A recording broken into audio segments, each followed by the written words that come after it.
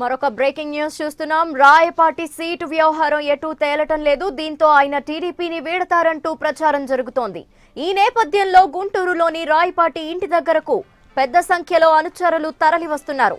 Party మారతానని వార్తలు వస్తున్న నేపథ్యంలో టీడీపీ సీనియర్లు కూడా రాయపాటిని బుజ్జగించే ప్రయత్నం చేస్తున్నారు. ఇప్పటికే సీఎం చంద్రబాబు నుంచి కూడా రాయపాటికి పిలుపు వచ్చింది. అయితే రాయపాటి మాత్రం తనకు ఎంపీ సీటు, తన తనయుడికి సత్తెనపల్లి అసెంబ్లీ టికెట్ ఇవ్వాలని డిమాండ్ చేస్తున్నారు. భవిష్యత్ కార్యాచరణపై అనుచరులతో సమావేశమయ్యారు. కాసేపట్లో నిర్ణయం ప్రకటించే అవకాశం ఉన్నట్లు తెలుస్తోంది. మరింత సమాచారం మా ప్రతినిధి సాంబశివరావుని అడిగి తెలుసుకుందాం. సాంబశివరావు, రాయపాటి ఫ్యూచర్ ఎటువైపు, వైసీపీ వైపా లేదంటే టీడీపీలో కొనసాగటమా అనే విషయంపై ఎప్పటిలోగా క్లారిటీ వచ్చే అవకాశం ఉంది?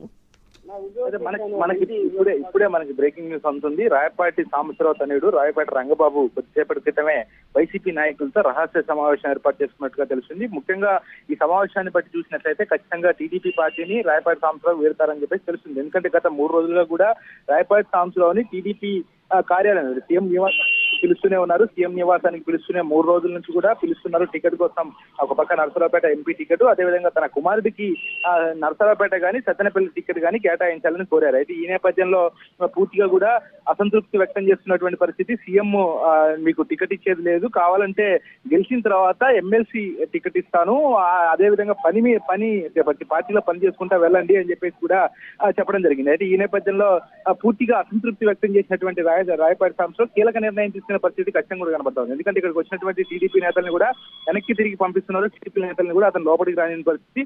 పూర్తిగా వైసీపీ నాయకులు ఇప్పటికే టచ్ లోకి వచ్చినట్టుగా తెలుస్తుంది. ఒక పక్క ముఖ్యమంత్రి ఇంటికి రావాలి అని పిలుపునిచ్చినప్పటికీ కూడా అతను ఇప్పటివరకు దానిపై స్పందించకపోగా వైసీపీ నాయకులతో మాట్లాడుతున్నట్టుగా తెలుస్తుంది. ఈ రోజు సాయంత్రం హైదరాబాద్ కుటుంబ సమేతంగా రాయపాటి సాంబశివరావు, అదేవిధంగా ఎమ్మెల్సీ పదవిని ఆశిస్తున్నటువంటి రాయపాటి శ్రీనివాసరావు, తన కుమారుడు రాయపాటి రంగబాబు ముగ్గురు కూడా ఈ రోజు హైదరాబాద్ వెళ్లి అక్కడ ఉన్నటువంటి లోటస్ పాండ్ లో జగన్ సమక్షంలో ఒక హామీ ప్రకారం అక్కడ వైసీపీ పార్టీలో చేరే అవకాశం కనబడుతోంది. దీనికి తోడు వైసీపీకి సంబంధించిన రాయపాటి సాంబశివరావుకు సంబంధించినటువంటి అనుచరులు, అతని అభిమానులు ఇప్పటికే భారీగా ఇంటికి చేరుకున్నారు. ఇంటికి చేరుకొని పూర్తిగా కూడా రాయపాటికి టికెట్ ని కేటాయించకపోవడంపై టీడీపీ అధిష్టానంపై గుర్రు వ్యక్తం చేయడమే కాకుండా పూర్తిగా ఆందోళన వ్యక్తం చేస్తూ ఇంటి ముందు ఆందోళన చేస్తా ఉన్నారు. ఖచ్చితంగా టీడీపీ పార్టీని మీరు వీరండి, మీరు ఎక్కడంటే అక్కడికి రాయపాటి సాంబశివరావు ఇంటి ముందు అక్కడ ఉన్నటువంటి కార్యకర్తలంతా కూడా ఆందోళన చేస్తా ఉన్నారు. ఖచ్చితంగా ఈ పరిణామాలన్నీ చూసినట్లయితే ఒక సీనియర్ నాయకుడు రాయపాటి సాంబశివరావు ఇప్పటికే 2 సార్లు ఎంపీగా గెలిచారు.